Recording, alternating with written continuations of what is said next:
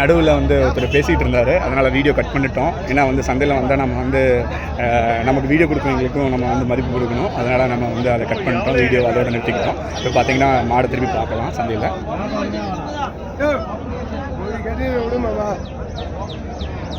பாருங்க,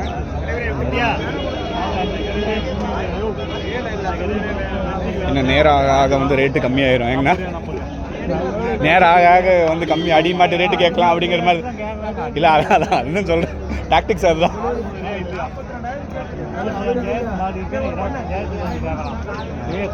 அண்ணா இல்லைன்னா நீங்கள் என்ன பண்ணியிருந்துருக்கலாம், ஆனால் கொம்பு இருக்குது இல்லை, சுட்டு எடுத்துகிட்டு வந்துருக்கலாம். இல்லைன்னா பலிக்கிறதுக்கு ஏன்னா அதில் வாங்குறாங்க.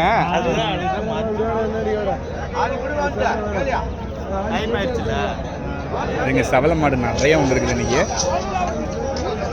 ஹெச்எஃப்பும் நம்ம பார்த்தோம், அப்படியே உள்ளார போய் பார்க்கலாம். யாராச்சும் நடுவில் கூப்பிட்டாங்கன்னா வீடியோ கட் பண்ண வேண்டியதாக இருக்குங்க. நம்ம சந்தையில் என்ன எடுக்கிறோமோ அதுதான் நம்ம போடுறோம், வேறு எதுவும் நடுவில் எடிட் பண்ணுறதுலாம் கிடையாது.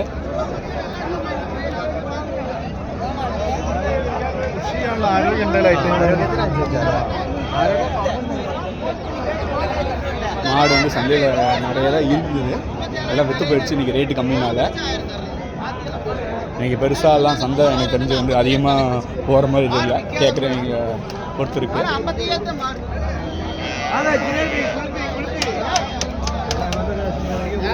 ஹெச்எஃப் மாடு சன மாடு விளையாடுறதுங்க. பாருங்க, இது வந்து சிவாஜி கலர் அப்படின்னு சொல்லிட்டு இருப்பாங்க, நம்ம அதான் பார்க்குறோம்.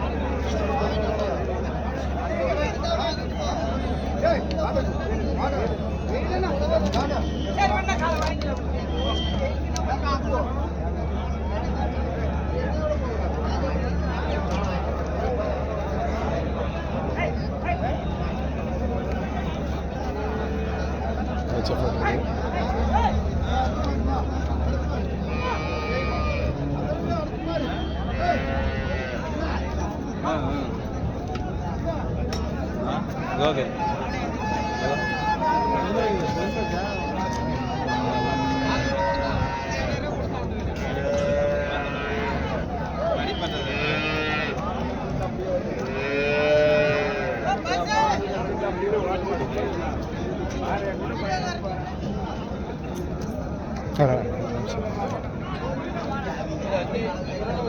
எல்லாம் ஹெச்எஃப் மாடு.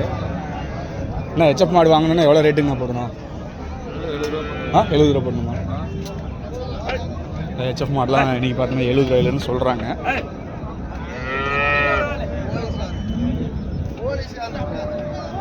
இல்லை சவள மாடு தான் நிறையா வந்துருக்கு சந்தைக்கு. ஹெச்எஃப் மாடும் ஓரளவுக்கு இதாட்டி பார்த்திங்கன்னா 100 மாடு வருதுன்னா 30-35 மாடு ஹெச்எஃப் மாடாக இருக்குங்க. இன்றைக்கி அதிகமாக தான் தெரியுது. இது பார்த்திங்கன்னா கிராஸ்ன்னு நினைக்கிறேன். ஆனால் அது என்ன கிராஸ் மாடா? மாடு விற்கிறதெல்லாம் போடுறது இல்லைங்கண்ணா, இருக்கிறதாங்கண்ணா போடுறோம்.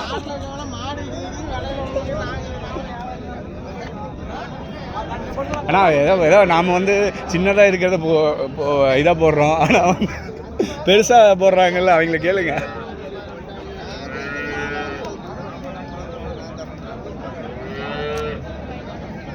சிலர்லாம் வந்து சந்தையில் வந்து ரேட் அதிகமாக சொல்லிடுறாங்கன்னு சொல்கிறாங்க. அதுவுமே ஒரு காரணமாக இருக்குது, அவங்க வந்து காட்டில் போய் வாங்க முடியலன்னு சொல்கிறாங்க.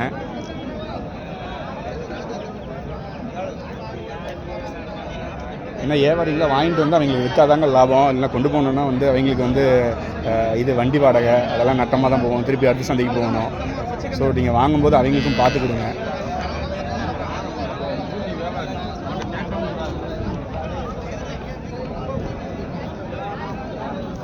ஹெச்எஃப் மாடுங்க. எங்க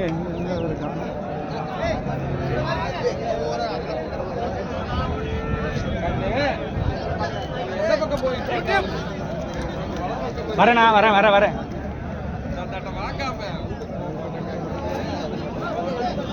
சவள மாடு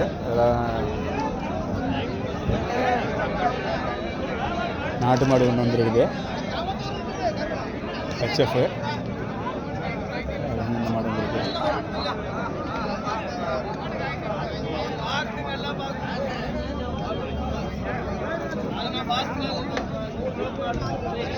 என்ன தலைச்சம் கிடையாதுயா? இந்த மாதிரி மாடலில் எவ்வளோங்க வாங்கலாம்?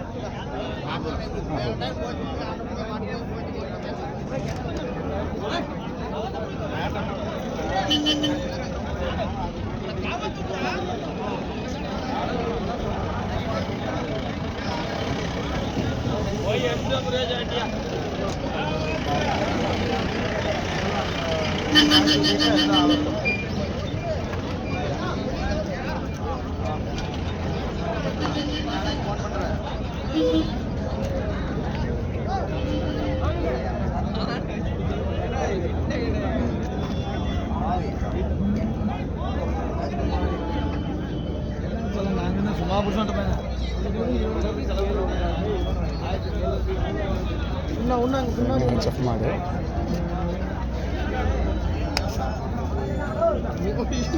இல்லை எவ்வளோண்ணா ரேட்டு?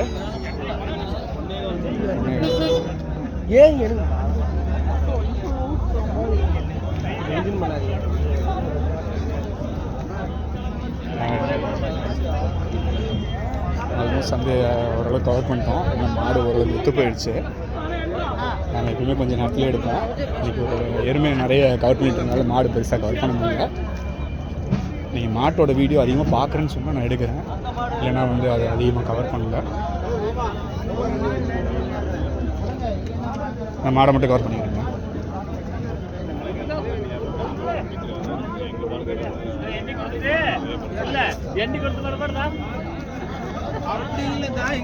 இது ஹெச்எஃப் மாடு.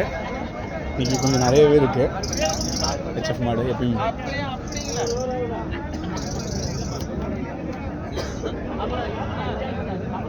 பாருங்க, ஆக்சுவலாக கிராஸ் மாடு நிறைய வந்திருக்கு. ஹெச்எஃப்பும் இருக்குது.